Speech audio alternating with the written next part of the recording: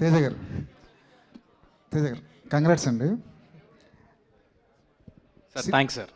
సినిమాకి మీ కథలు మారుతున్నాయి, జోనర్లు మారుతున్నాయి, మార్కెట్లు మారుతున్నాయి, బడ్జెట్లు మారుతున్నాయి, పిఆర్ మారుతుంది, మొత్తం మార్చుకుంటూ వెళ్తున్నారు. ఇదంతా కలిసి వస్తుందా లేదంటే మీ ప్లానింగా ఏంటి దీని వెనకాల ఉన్న?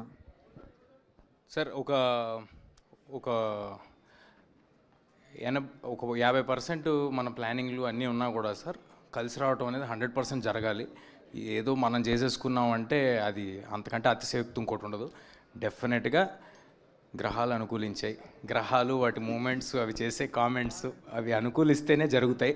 మనం ఎంత కష్టపడినా మనకంటే టాలెంటెడ్ పీపుల్, మనకంటే అందంగా ఉండేవాళ్ళు గల్లీకి 10 మంది ఉంటారు.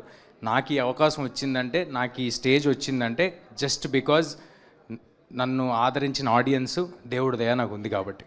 పాన్ ఇండియా స్టార్ అనద్ర బాబు అంటున్నారు కదా, అదేంటి? అదేమన్నా బ్యాగేజ్లో అనిపిస్తుంది మీకు ఏమైనా? నాకు అనిపించలేదు సార్. కొంతమంది వినే వాళ్ళకి కొంచెం ఇబ్బందిగా ఉండొచ్చు, అబ్బా అని ఉండొచ్చు, అందుకనమాట.